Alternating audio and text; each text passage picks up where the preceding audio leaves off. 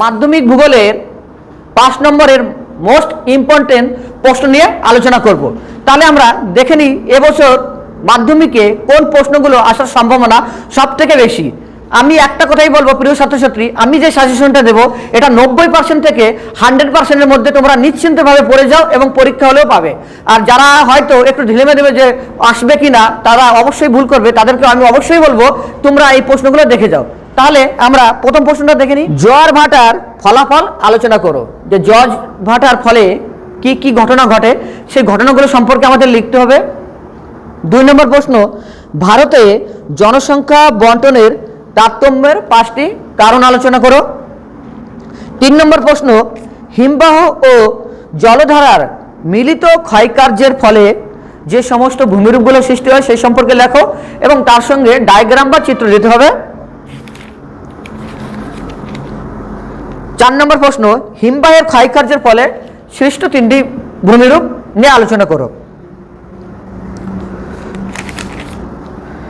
পরবর্তী প্রশ্ন যেটা, ভারতে নগর গড়ে ওঠার যে প্রধান কারণগুলি আছে সেইগুলি সম্পর্কে লিখতে হবে। ভারতে কার্পাস উৎপাদনের জন্য যে অনুকূল পরিবেশ, সেই অনুকূল পরিবেশ গড়ে ওঠার কারণগুলো লিখতে হবে। সমুদ্র স্রোত সৃষ্টির যে নিয়ন্ত্রকগুলো, কি প্রশ্নটা, সমুদ্র স্রোত সৃষ্টির যে নিয়ন্ত্রকগুলি সেগুলি নিয়ে আলোচনা করতে হবে।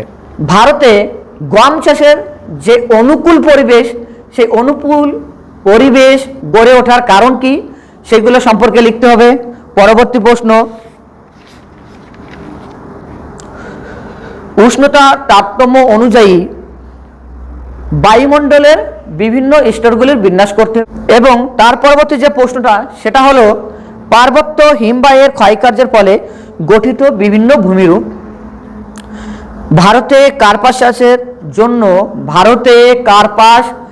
চাষের জন্য যে অনুকূল পরিবেশ থাকা প্রয়োজন সেগুলি সম্পর্কে আলোচনা করো।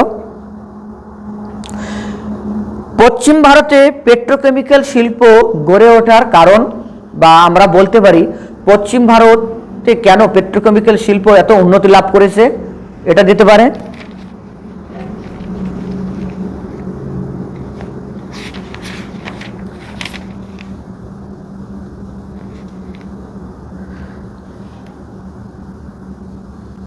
এবং সর্বশেষ যেটা, ভারতের জলবায়ুতে মৌসুমী জলবায়ুর প্রভাব আলোচনা করো।